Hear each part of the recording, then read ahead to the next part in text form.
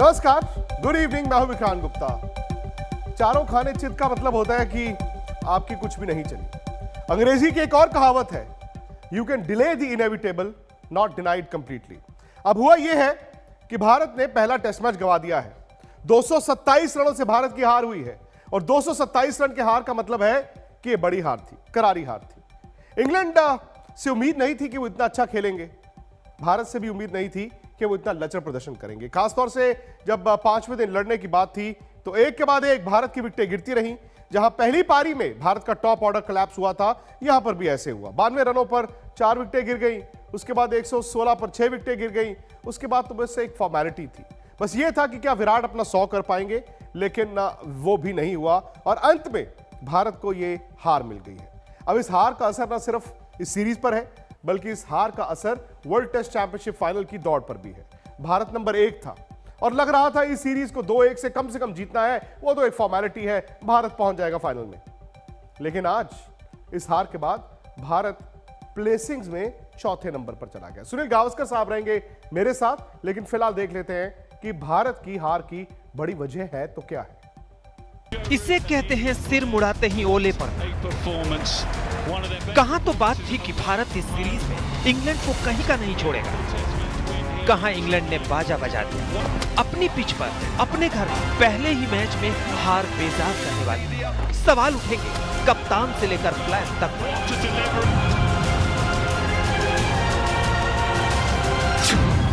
World test championship की race पर भी पड़ी है मार। नंबर 1 से नंबर 4 पर खिसका भारत, आगे महाभारत। इन शॉट्स पर मत जाइए, हार तो होनी ही थी क्योंकि भारत ने अपने पैरों पर खुद कुल्हाड़ी मारी। इस मुद्दे पर आते हैं, उससे पहले बात आज के खेल की। शुभमन गिल मूड में चढ़कर खेले, लेकिन जब भारत का स्कोर महज 58 था, लीच की गेंद को अपने पल्ले से दूर नहीं रख सके पुजारा। खैर, तीसरे विकेट के लिए विराट और शुभमन की साझेदारी बनती और बढ़ती दिखी। दोनों ने मिलकर 34 रन जोड़े। इसी दौरान शुभमन ने अपनी हाफ सेंचुरी पूरी की। इंग्लैंड के कप्तान ने गेंद एंडरसन को थमाई और वो थंडरबोल्ट की तरह भारत को थर्रा गए। सबसे पहले शुभमन का डंडा उड़ा और फिर जल्द ही रहाणे का स्टंप उखड़ गया। पंत का पराक्रम भी एंडरसन के आगे चूक गया। धीमी गेंद पर वो चूके। 110 के स्कोर पर गिरा ये 5वां विकेट था। लंच से पहले तक एक और झटका लगा। पहली पारी के हीरो सुंदर खाता तक नहीं खोल सके। शामत बरस पड़ी थी, अश्विन चोट खाते रहे, कप्तान का साथ निभाते रहे। विराट ने साल की अपनी पहली हाफ सेंचुरी 74 गेंदों पर पूरी की। लगा सांत्वना के तौर पर ही सही, एक शतक का जश्न मनाने को मिलेगा। लेकिन अश्विन का 46 गेंदों का संघर्ष टूटा तो विराट का ध्यान भी टूटने लगा। 72 के निजी स्कोर पर विराट इस तरह आउट हुए, बड़ा दुख हुआ। विराट को बोल्ड होते कौन देखना चाहता है। 13 रनों और 4.2 ओवरों में भारत की पारी 192 रनों पर सिमट गई। इंग्लैंड 227 रनों से जीत गया। यह ठीक है कि भारत यहां से भी सीरीज जीत सकता है, शायद जीतेगा भी, लेकिन क्या अपनी गलतियों से सीखेगा भी? बड़ा सवाल है। सवाल यह भी कि क्या कंडीशंस को भांपने में नाकाम रहे विराट? क्या विराट का टीम सिलेक्शन ठीक था? आखिर क्यों नहीं दिखी भारत की मास्क रणनीति? अपने ही घर में रक्षात्मक क्यों रहा भारत? भारत ने इंग्लैंड को कम करके आंका। पहली ही पारी में इसका अंजाम भुगतना पड़ा। इंग्लैंड 190.1 ओवर खेल गया, 578 रन बन गया, या यूं कहें कि भारत ने उसे बनाने दिया।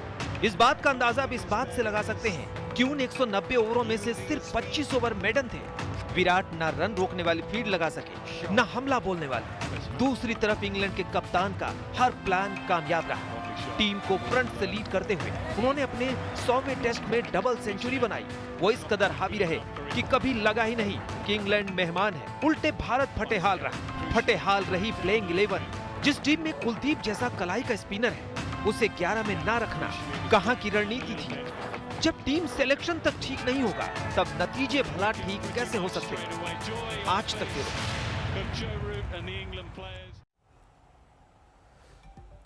तो सुनील गावस्कर साहब है मेरे साथ। और सनी भाई, आज चमत्कार ही था, चमत्कार जीत का नहीं। कल भी हम बात कर रहे थे कि ड्रॉ कराने के लिए भी चमत्कार ही चाहिए, क्योंकि भारत में 5वें दिन विकेट में वेयर एंड टेयर रहता है और यह एक इम्तिहान था। आपको लगता था कि इस इम्तिहान में भारत इतनी आसानी से, इतने लचर तरीके से फेल हो जाएगा?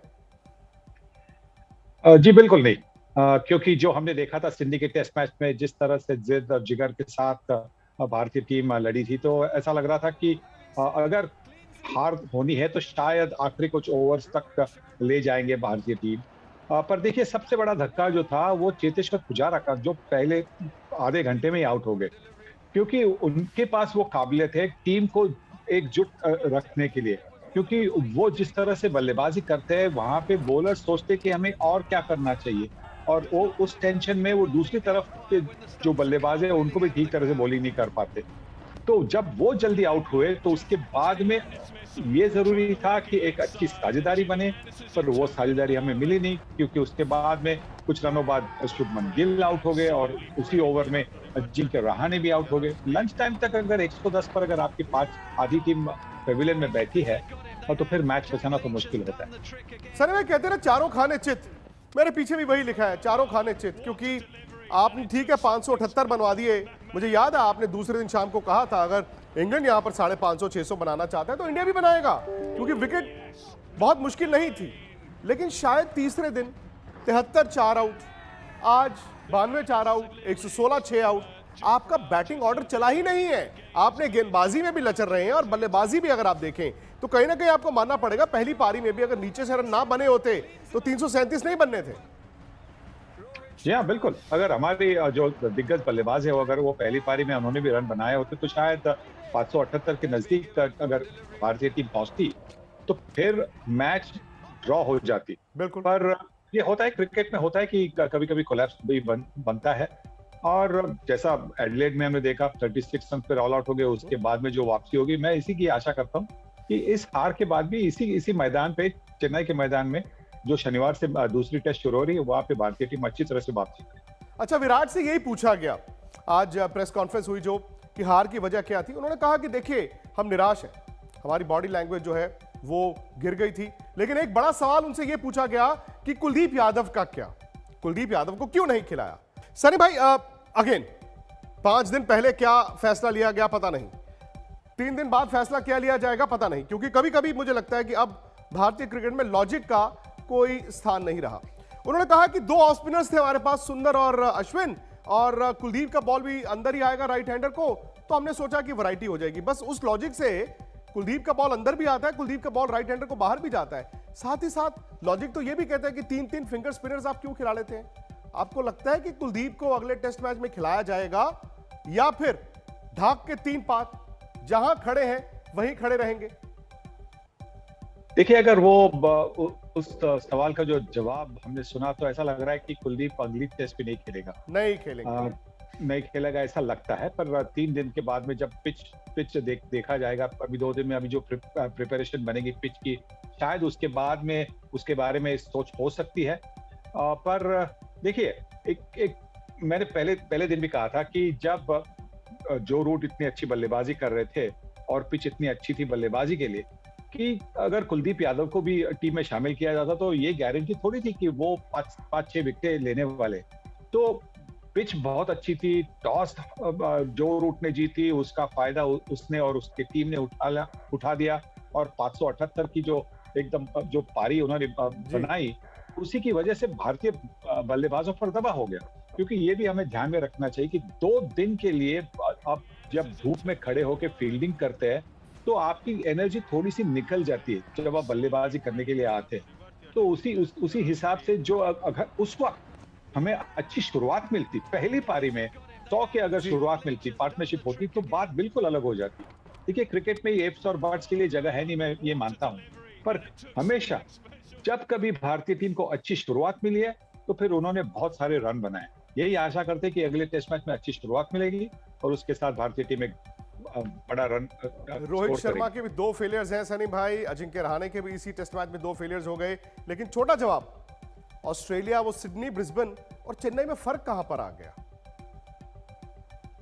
देखिए फर्क होता है, तो जैसा मैंने कहा कि एक जो शुरुआत थी, आपको ब्रिस्बेन में भी अच्छी शुरुआत मिली, आपको सिडनी में अच्छी शुरुआत मिली, और जब वो शुरुआत नहीं मिली तो उसके बाद में जो नंबर 3, 4, 5 पर जो बल्लेबाजी करने आते हैं उन पर दबाव होता है, क्योंकि जो गेंदबाज है वो फ्रेश होते हैं, उन्होंने फटाफट एक विकेट ली होती है, दूसरी विकेट ली होती है, तो उसी की वजह से इस बार भी इंग्लैंड के बॉलर्स काफी फ्रेश थे।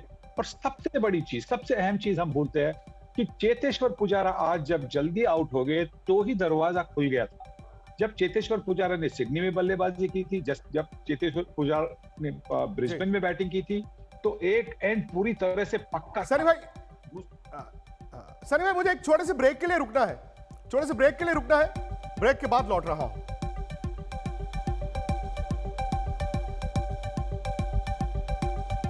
नमस्कार, मैं हूं अंजना ओम कश्यप। हमें उम्मीद है ये वीडियो आपको पसंद आया होगा। लेटेस्ट खबरों के लिए यूं ही देखते रहिए आज तक, और इस वीडियो के पसंद आने पर लाइक, शेयर एंड सब्सक्राइब करना ना भूलें।